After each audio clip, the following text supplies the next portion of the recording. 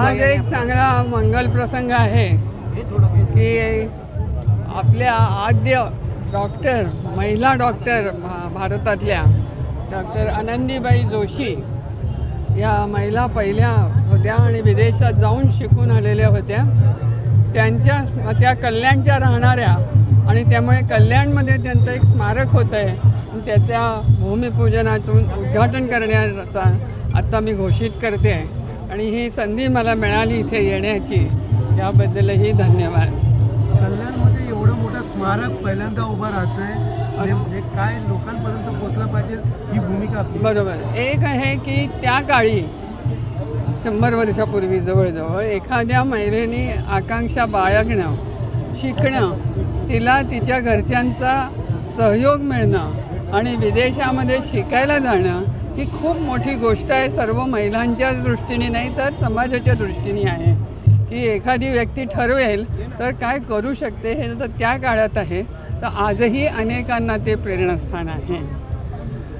दुसरी गोष्ट, त्यांना जी प्रेरणा झाली ती मुख्यत्वे करून त्यांनी महिलांच्या आरोग्याची जी काळजी झाली स्थिती होती त्या काळी, अतिशय वाईट अशी स्थिती होती आणि बाळंतपणात मृत्यू हे प्रचंड प्रमाणात होत असे, बालमृत्यू प्रमाणात होत असे आणि ही सगळी परिस्थिती त्यांनी अनुभवलेली असल्यामुळे त्यांना असं वाटायचं की महिलांना योग्य ते आरोग्य मिळालं पाहिजे आणि पुरुष डॉक्टरकडे जायला त्या काळी शक्यच नव्हतं, म्हणजे घरातलेही नेणार नाही आणि त्याही जाणार नाहीत.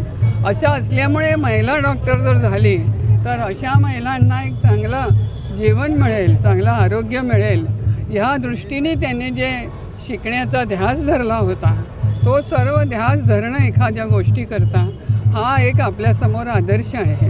कल्याणपुरताच नाही तर हा सगळ्या देशभरासाठी अशा प्रकारचा एक आदर्श आहे की आपल्या समाजाच्यासाठी स्वतःहून ध्यास धरणं आणि एक त्यांनी महिला स्वास्थ्य हा एक मोठा त्यांचा प्रेरणेचा विषय होता. सगळ्यात मोठी गोष्ट पाहिली की आपण समन्वयक म्हणून काम करता, अनेक वर्षापासून ज्येष्ठ आहात त्यावेळेस. कडू बोल वृत्तवाहिनी, सत्याचा कडवट आवाज.